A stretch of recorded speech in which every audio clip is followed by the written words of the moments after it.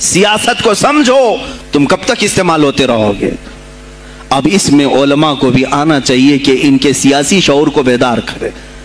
تمہارے ساتھ آج جو کھیل کھیلا جا رہا ہے، تم ہر ایک کی جے وجے کرتے ہوئے ہر پارٹی کے پیچھے جاتے ہو۔ تم نے آج تک اپنا قائد نہیں ڈھونڈا، اپنا قائد نہیں ڈھونڈا۔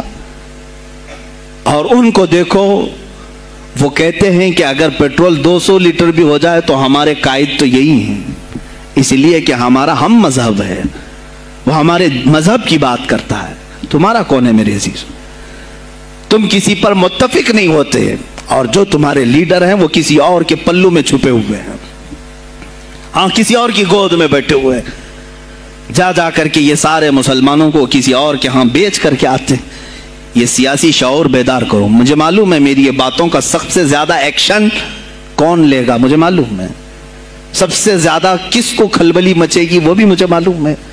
اس لیے کہ میں ان سیکولر پارٹیوں کے بارے میں بول رہا ہوں جو چہرہ سیکولر بتا کر کے ہم آپ سب کے ووٹ لے کر کے چلے جاتے ہیں، اور پھر مجھے بتاؤ جن کو تم اپنا مسیحا سمجھ کر کے ان کے پیچھے جے جے کرتے گھومتے رہتے ہو، تمہارے مذہب پر آج کیا حملے نہیں ہوئے ہیں؟ کیا نہیں ہوئے؟ کشمیر آج تک جل رہا ہے، کہاں یہ کانگریس کیوں نہیں بات کرتی ہے جو پورے مسلمانوں کی مسیحا ہے؟ کہاں ہے وہ سماجوادی، وہ بی ایس پی، فلاں فلاں فلاں جو پارٹیاں جن میں سب مسلمان جاتے ہیں؟ کیا ان کو اتنا بھی شعور نہیں کہ وہ پارلیمنٹ میں اس کے خلاف بات کریں، کہیں کہ یہ مسلمانوں کے ساتھ ظلم ہو رہا ہے، ہم ان کے ووٹ لیتے ہیں؟ نہیں بات کریں گے، یہ صرف اور صرف تمہیں استعمال کرتے ہیں، اور انہیں معلوم بھی ہے ہم نے ان سب کو خریدا ہے، ان کے لیڈروں کے منہ میں اپنی زبان رکھی ہوئی، یہ کوئی بولے گا نہیں، انہیں معلوم ہے۔ تمہیں یہ اندازہ نہیں میرے عزیزو، آج میں بولوں تو لوگوں کو تکلیف ہوگی۔ کشمیر کے ایسے حالات ہیں، رو رہے ہیں وہاں پر۔ ایک مولانا ہیں، مسجد کے امام ہیں، انہوں نے کہا، باضابطہ حلفیہ کہا نوجوان میرے پاس نماز کے لیے آتا تھا، اس نے یہ کہا کہ حضرت کیا سوسائیڈ کرنے کی اجازت ہے؟ کہا کیوں؟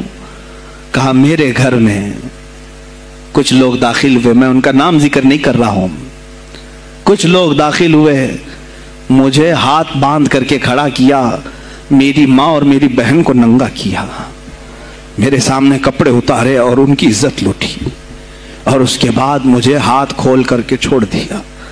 مجھے بتائیں اس کے بعد بھی جینے کا کوئی مقصد رہتا ہے؟ مجھے بتائیں اس کے بعد بھی جینے کا کوئی حاصل ہے؟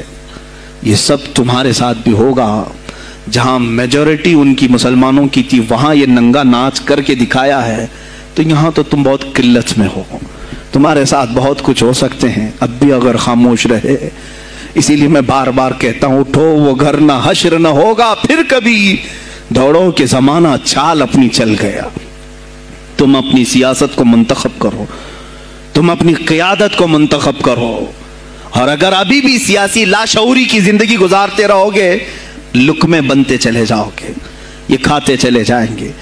بات میں سلطان الاولیاء غوث پاک کی کر رہا تھا، لیکن مجھے یہ حالات پر گفتگو ضرور کرنی ہے، اس لیے کہ مجھے معلوم نہیں ہے کہ میری زبان پر کب تالے لگائے جائیں گے یا میری گردن پر کب چھری پھیری جائے گی، مجھے اس کا اندازہ نہیں۔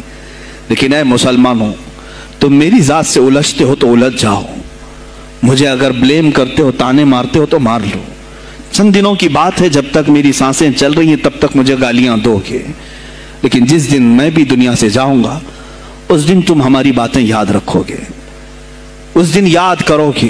مجھے اپنے بچوں کو یہی بتانا ہے کہ اب وہ دور آیا ہے جہاں ممبروں سے بھی بولنے میں اب گھبراہٹ ہے، لوگ اپنے خوف کے مارے ایسے ہیں کہ اپنی روزی روٹی کے چکر میں میرے مصطفیٰ کی گالیاں سننا برداشت کر رہے ہیں۔ دیتا ہے دینے دو نا، ہمارا کیا بگڑتا ہے؟ اس پوزیشن میں تم آئے ہو آج، تمہارا امام جب اتنا بزدل ہے تو تمہارے دلوں میں کون سا ایمان باقی رہ جائے گا؟ اس لیے شعور پیدا کرو۔ اگر اولیاء کی نسبت تمہارے دل میں ذرا برابر بھی باقی ہے تو اٹھو میرے عزیزو، آپ قیامت کے دن جواب دہ ہوں گے۔